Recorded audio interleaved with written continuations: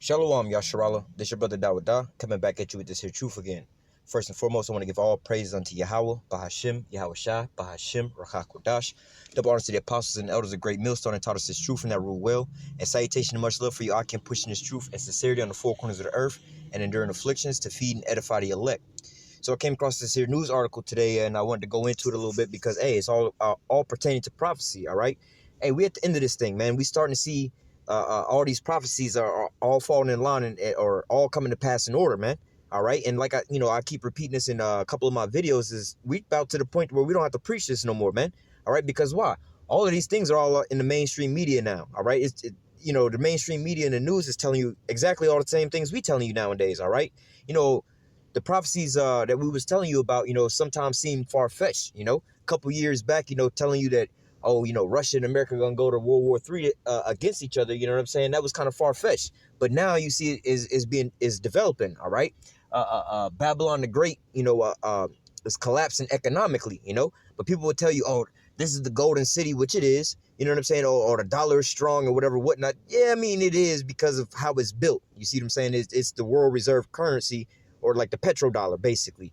But as we see the petrodollar is failing, that's the strength behind the American dollar. So just because there's a lot of it out there, which is actually a bad thing, you see what I'm saying? Once these other countries start using a different reserve currency, all right, that just pretty much makes this here currency here highly devalued, all right? And plus, hey, man, they already talking about, they passing bills about this now. They're not even talking about it. They passing bills about this now, which is raising the debt ceiling, all right? Because why? It's like for a layman's term, to give you the example, it's like, yo, you got a credit card, you maxed out your credit card. Let's say you had a limit of $500 in your credit card. You maxed out your credit card, all right? But now it's like, you kind of in a position where you need that credit card in order to make more money, all right? Which is kind of fucked up to be in that type of position, all right? But nevertheless, you done maxed out your credit card at $500, but you need to go and fill up your gas tank, let's say for instance, so you can go out there and go do some Ubering or whatever, whatnot, or to get to work so you can go pay off the debt, right? So what they're, so-called saying is like, you didn't reach your $500 limit, but however, we know that you need this here card to make money. All right. So what we're going to do is we're going to raise your limit to $700. So we'll give you an extra $200 to spend. Hopefully you can start paying off this here debt. All right. But in the end all be all, it's just like, that same example I just gave you in reality, man. If you don't got the money for it now, you're not going to have the money for it later. This is the scam behind like the Amscots and things like that, man. All right. Yeah, you may use that to, until you get your paycheck. But if you don't got the money now, all right, what makes you think you're going to have the money later plus the interest? You see what I'm saying? This is why it's a constant cycle. All right. But nevertheless, like I said, man, or like the scriptures say, all these prophecies, what is it, Habakkuk 2 and 3? All right. For the vision is yet for an appointed time. All right. Though it tarry, wait for it. It shall surely come to pass, and it shall not tarry. All right. All these things we've been telling you about is what? It's all coming to pass right here, right now, man. All right. The RFID chip, which is the mark of the beast, is being implemented. All right, you see these systems go up. 5G is being implemented.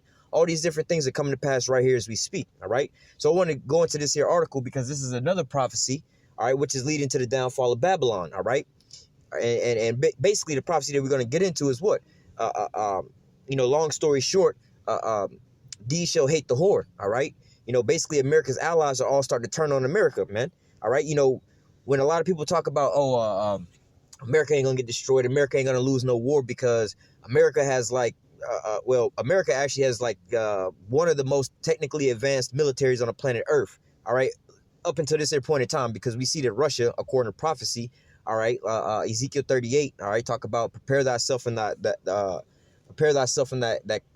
company that are with thee. All right, but nevertheless, they're actually advancing in their military strength. So they're actually becoming the number one military arm. But before that, America had the number one military when it comes to technology. All right. But they're being surpassed now. All right. But not only that, they was, a part of what? NATO. All right. Which is like a joint, it stands for the North Atlantic Treaty Organization, which is like a lot of other nations military coming together. Or, for example, right, you got 10 different militaries, right? And they all got 100 different soldiers in their military, right? Now, each one of these militaries can afford to, not to say donate, but they can, not to say lend, but they could give off like 10 soldiers. You see what I'm saying? If each of these 10 militaries with 100 soldiers wind up, giving over 10 of their soldiers apiece, All right. Then you have one group of people. You got a 100-man army right there, man. All right. And each of these militaries only gave up 10 soldiers. So that's pretty much how NATO is, man. All these other nations, they all got militaries too, man. But nevertheless, they all give over some of their soldiers to be a part of this massive military, which was supposedly a threat to to combat the USSR. All right. But nevertheless, we starting to see these things are starting to crumble right now. All right. Which is going to leave America out there to dry, man. All right. So we're going to jump into this here article. It says Germany won't take part in U.S. Strait of Hormuz initiative, the foreign minister says. And speaking on this, man, hey, it's all prophecy coming to pass, man, because wow, these Edomites even, they got a little bit of prophecy or whatever, whatnot, however you want to call it. But nevertheless, around 2001, there was a general, and this was like before September 11th, there was a general who made a statement talking about, and also Aaron Russo talked about this as well, too, right before all this here happened, talking about, they're going to be looking for, in caves for people, and they're going to start an endless war where, they're going to basically be looking for somebody that don't exist. So it's going to be an endless war just so these people can go out there. All right. They're going to invade these here certain countries. And the end all be all is they're going to end up going into Iran. All right. They've named off a list of countries, and all these countries have basically been invaded by America in the last, 20 years or so, something like, since 2002 or 2003. All right. So nevertheless, they get into the end of this. All right. The last country that they wanted to go into was Iran. All right. And now you see on the news, this is what the big talk is about. Oh, they're supporting terrorists. They're doing this. They're doing that. And so on and so forth to, predictively program or get everybody preconditioned to the war that they're about to have over in Iran. All right. Because why? Basically, the American population and most regular civilians don't really give a fuck about the shit that the government be doing, man. All right. And I always say this. It's like, yo, man, when these Americans here be talking about, oh, the Iranians don't like us, the Iraqis don't like us, the North Koreans don't like. Well, a lot of them don't like you because of the shit that this country is doing to their people, man. You over there flying over there, bombing them people, shooting them with depleted uranium bullet shells and things like that. You wouldn't like them either.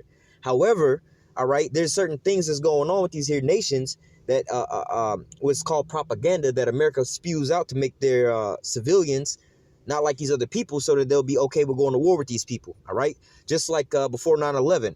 All right. A lot of Americans didn't know what the fuck Afghanistan was, where Afghanistan was.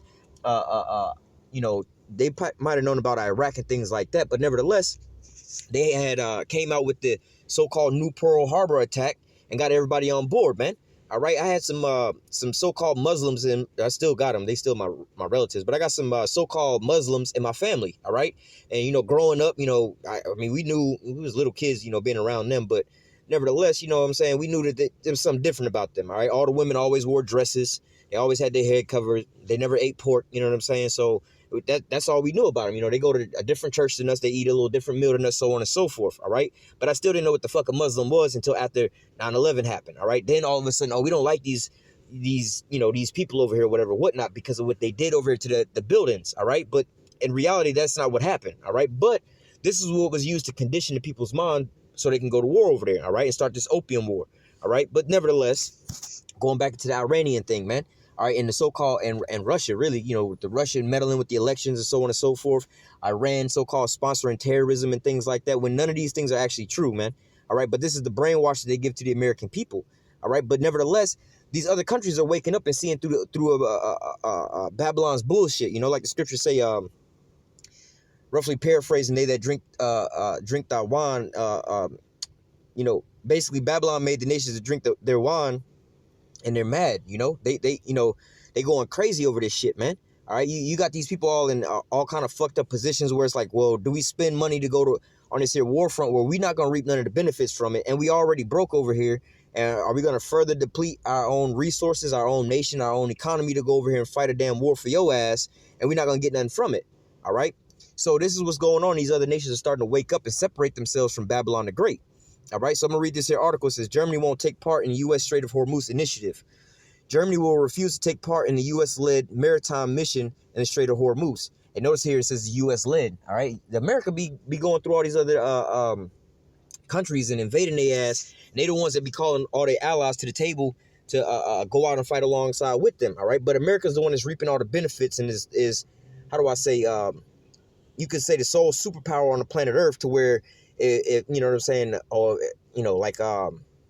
what country was that? I think it was dealing with Iran, where with the nuclear deal after America pulled out of it, all right, they was like, well, look, if any nation deal with them, all right, then we're going to put sanctions on you. And this go to our allies as well, too. So what? Nobody's safe, all right? But continuing on, it says, Germany will refuse to take part in a U.S.-led maritime mission in the Strait of Hormuz, Foreign Minister Heiko Maas announced. Maas said that there cannot be a military solution to the current crisis in the Persian Gulf. All right, so they trying to go, they're doing all that they can do to not have to go in here and start another war, man. All right, because all of these wars cost money, it costs resources. It lowers the morality of the civilians in that country, man. The more and more of their relatives and family members that are coming back in body bags and things like that, being blown apart, having to come back with these war stories, being deployed, man. These things take toll on the civilians and the regular population, all right? So they getting tired of these things, all right? It says, speaking in Warsaw, Poland on Wednesday, Maas said that Germany will turn down Washington's request, which was revealed by the U.S. Embassy in Berlin on Tuesday. The joint U.S., British, and French operation is aimed at protecting sea traffic in the Strait of Hormuz and combating so-called Iranian aggression. Funny how they say so-called. You know how we say the so-called white man, the so-called black man, the so-called Native Americans, meaning the so-called, like, that's not really, that's what y'all call it, but that's not really what it is, man. All right, so this is some so-called Iranian aggression. It's not really Iranian aggression, bro. It's like, yo, you surrounding this motherfucker's house and shit like that. You know what I'm saying? And they taking a defensive posture. You know what I'm saying? It's just like, yo, you know what I'm saying? Let's say you at your house, chilling in your house, whatever, whatnot. All of a sudden, like 35, 40 different cars pull up to your house. You know what I'm saying? They all surrounding your house and whatever, whatnot. And you looking out the blinds like, what the fuck is going on? You might go grab your piece or whatever just in case these motherfuckers want to roll on your ass. You be prepared for it, But it's not like you just pulled out a gun on somebody that was unwarranted. It's like, nah, man, I'm taking precautions because look at you motherfuckers surrounding me. All right? So this is what's going on. It's not Iranian aggression, man. All right?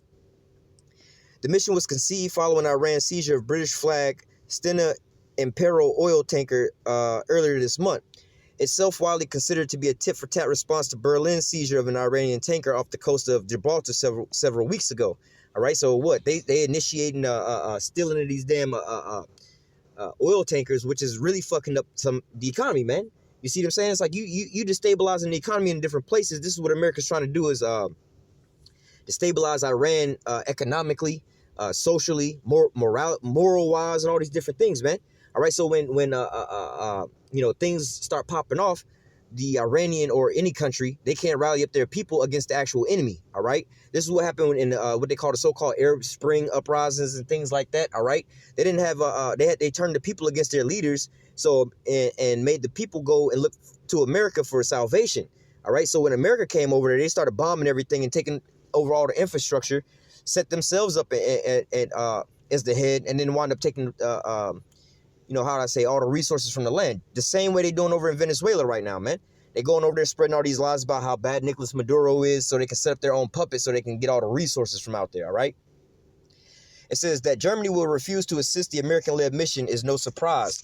Washington's request was the subject of intense debate in Berlin, with opposition parties on the left and on the right pressuring Chancellor Angela Merkel coalition government into saying no. We have to avoid further escalation in the Strait of Hormuz, Maas said on Wednesday. That has always been our position. Compared to the United States and some of its allies, Germany has enjoyed relatively cordial relations with Tehran since the 1970s. Hey, so what? These nations are waking up. It's like, nah, bro, you over here fucking up our relationships so you can go over there and plunder and steal all of their shit, bro. Nah, it's just like you got a homie or whatever, whatnot. You got two different homies, right? You got one homie that, you just kind of came around this dude a couple months ago, whatever, whatnot, but y'all cool, right? But then you got another homie or whatever, whatnot, or let's just say you got a homie, right? And you got your homie this job where you work at. But now your homie want to come to the job, start blowing up the spot, all right, and doing all kind of crazy shit. Now it's got your boss looking at you all kind of funny, man. It's like, yo, hold up, bro. I got you a job to help you out, but now you want to come over here and fuck it up for me? You about to get us both fired up in this bitch, man. Look what happens when I go to do you a favor, man. All right, so what? This is the same thing that's going on over here with Germany, or really with Babylon and its allies, man.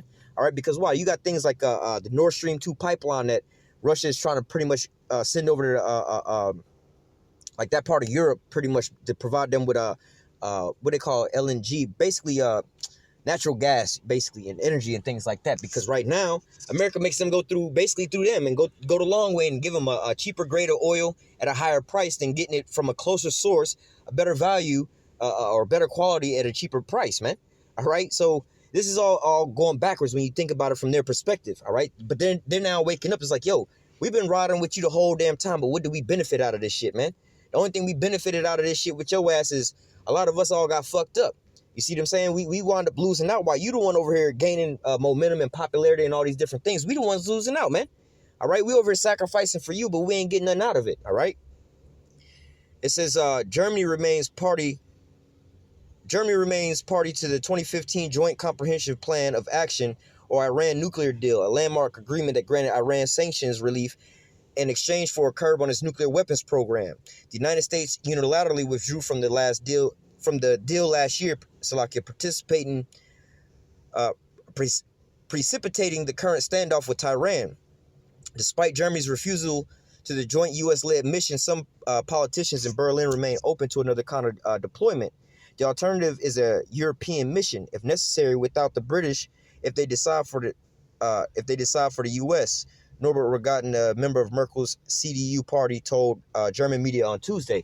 So what? You're starting to see America's allies, or basically the EU, a lot of these European Union countries, or a lot of these European countries, now they starting to look at each other. It's like, you know what? Maybe if we started banding together and fuck America, we'd be better off than where we at now. Because why? We in a bad position right now due to all the different things, us following after the lead of Babylon, all right?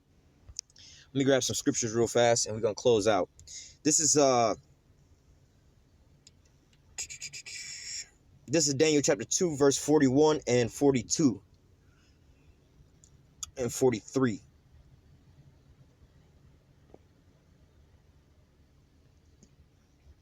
Daniel chapter 2 and verse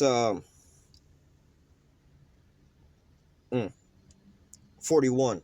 Salakia. Now this is in the book of Daniel, talking about this statue that Nebuchadnezzar wound up seeing, which is going into basically like a history lesson of the world, or what will become a history lesson of the world, of the different main kingdoms that would rule over the earth. All right, Babylon, Medo-Persia, Greece, really Greece and the Roman Empire. All right. So it says, verse 41, and whereas thou sawest the feet and the toes, part of potter's clay and part of iron, the kingdom shall be divided, but there shall be in it of the strength of iron, for as much as thou sawest the iron mixed with miry clay, and the toes of the feet were part of the iron, part of clay, so the kingdom shall be partly strong and partly broken. All right, going into what? Basically, what you see with these other nations, the EU and all these different things, they all Edomites, man. All right, they all pretty much the same people.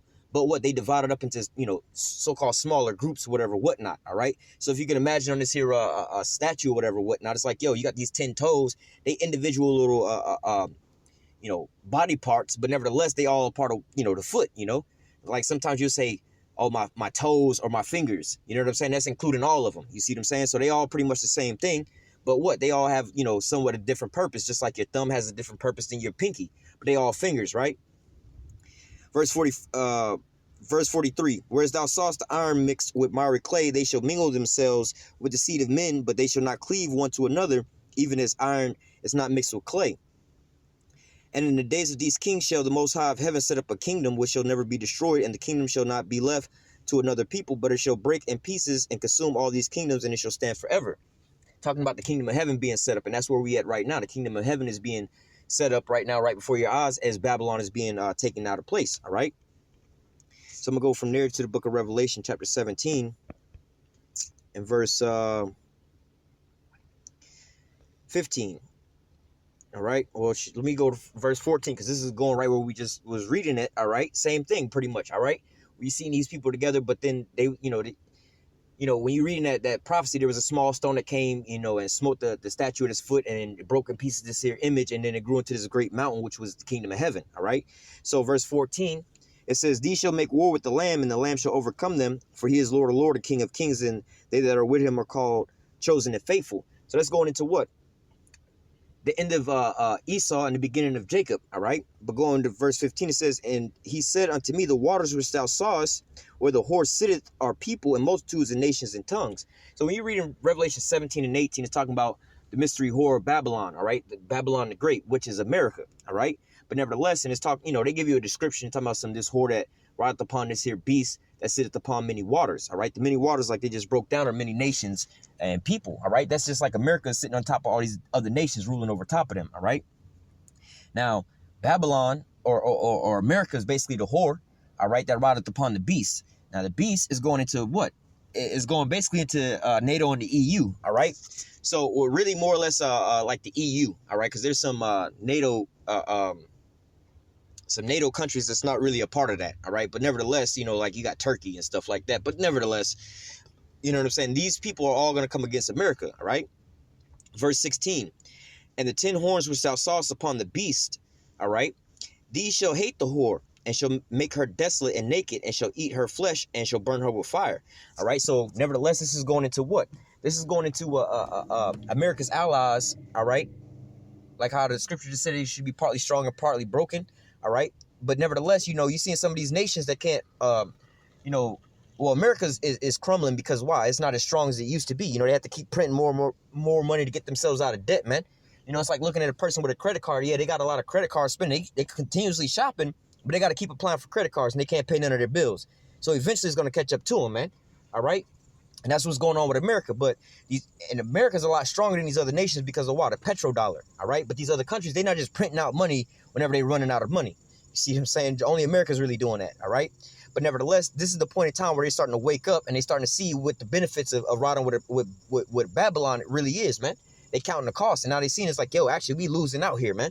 All right, yeah, I can get this here credit card right now, go spend, but the amount of interest that's on this bitch is ridiculous. You see what I'm saying? Like, you go get certain loans or buy here, pay here cars or whatever, whatnot. The car could only cost you $5,000, but by the time you get done paying for the damn car with all the interest, you done paid $25,000 for the car, man. You done paid $20,000 in interest. It's like, you know what? It's better off for me not to get this here car from this buy here, pay here. Yeah, the payments are cheap, $99 a month.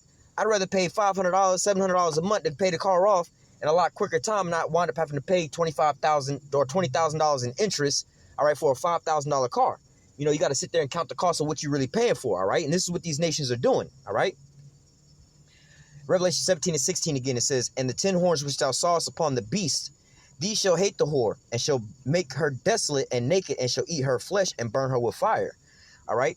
For the Most High have put in their hearts to fulfill his will and to agree and to give their kingdom unto the beast, and to the words of the Most High shall be fulfilled. And the woman which thou sawest is that great city which reigneth over the kings of the earth. So what? Babylon, all right, is being set up for the okie doke, man. All right, I'm going to grab one more precept which is going to show all of this. All right, this is Obadiah 1 and 7. It says, all the men of thy confederacy, all right, all the men that's gathered together with you, they in league with you, all right. It says, all the men of thy confederacy have brought thee even to the border. All right, they brought you out to the war front, man. All right, the men that were at peace with thee have deceived thee and prevailed against thee, and they that eat thy bread has laid a wound under thee, and there's no understanding in him. All right, so all these different well, shit. Let me keep reading. Verse 8. Shall I not in that day, saith Yahawah, even destroy the wise men out of Edom, and the understanding out of the mount of Esau? And thy mighty men, O Teman, shall be dismayed, to the end that every one of the mount of Esau may be cut off by slaughter. All right, going into Teman, that's basically talking about Germany. All right, but nevertheless, you're starting to see America's allies, they're the people that's confederate with them. All right, they basically having a breakup right now. All right, they no longer is like, you know what? What's the benefit of us keep rocking with you, man? All right, it's like a man and a woman in a relationship, whatever, whatnot. And it's like, yeah, she is fine as hell all outdoors or whatever, whatnot, but she constantly costing me so much money, man.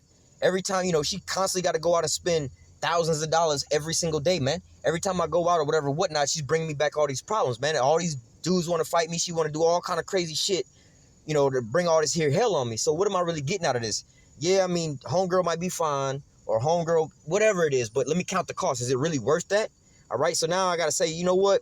I like you, or maybe you're really fine, or whatever it is, but, you know, you cause me more problems than what I'm really getting up out of this, man.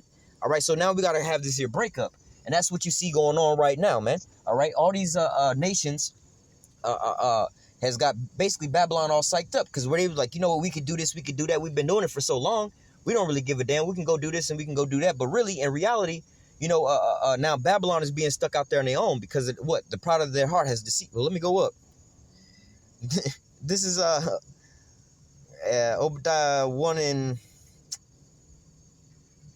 I'm going to start from 1:1. It says, the vision of Obadiah. Thus saith Yahweh power concerning Edom. We have heard a rumor from the Lord, and an ambassador is sent among the heathen. Arise ye, and let us rise up against her in battle.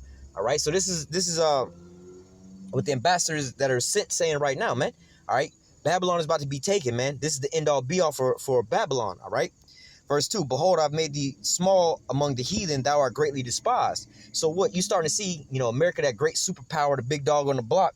Now all these other nations that was way weaker than America or needed America to come to their aid or whatever, whatnot, is basically, you know, giving them the middle finger. It's like, yo, man, fuck y'all, bro.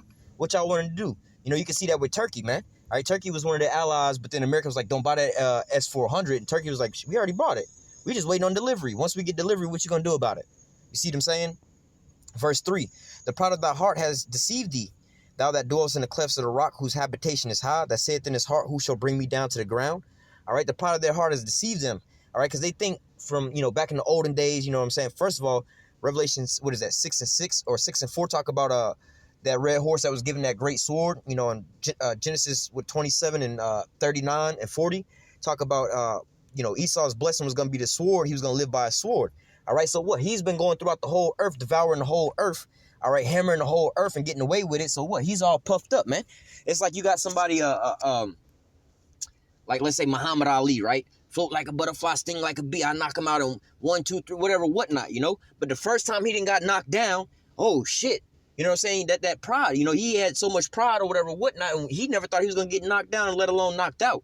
So the first time he got knocked down, you know, he was just playing with the dude at first, and homeboy got knocked down. Then he actually got up and wiped that smile off his face, like, oh, shit, now I got to actually dig in. You know what I'm saying? Now I got to actually work, man. I didn't actually got hit this time, man. Now he's actually waking up from all this here pride, all right? And this is what's going on with Babylon. But what? Babylon ain't going to be healed, man. They're not going to turn away from their pride, man. They're going to keep going. They're going to keep going to the far max, man, all right? Verse 3 again, the pride of thy heart has deceived thee, thou that dwellest in the clefts of the rock. All right, thou that dwellest in the clefts of the rock. That's where you get the term Caucasian from, because they originally come from the Caucasus Mountain. Well, not originally, but they, you know, around, what is that, 740, I believe it was around 740 AD is when they came about the Caucasus Mountains over there on the border of Georgia, Russia, man. All right, that's where they get the name Caucasians from. They come out of the Caucasus Mountains. But nevertheless, the pride of thy heart has deceived thee, thou that dwellest in the clefts of the rock, whose habitation is high, that saith in his heart, who shall bring me down to the ground? All right, this is what they say in their heart. America gonna go on forever. Long live America, you know. Oh, we ain't gonna never be stopped. Our military is the greatest in the whole earth, man. You got these people walking around in pride. Oh, now we ain't worried about shit. But guess what? What is America without all of his allies, man? Or what is America with all his military might, but everybody, all these other nations that's against America, man? All right, you got Russia and their allies, plus all of America's old allies up against America, man. All right, there's no place for America to run, no place for them to hide, no place for them to get resources, nobody to call for backup, man. All right.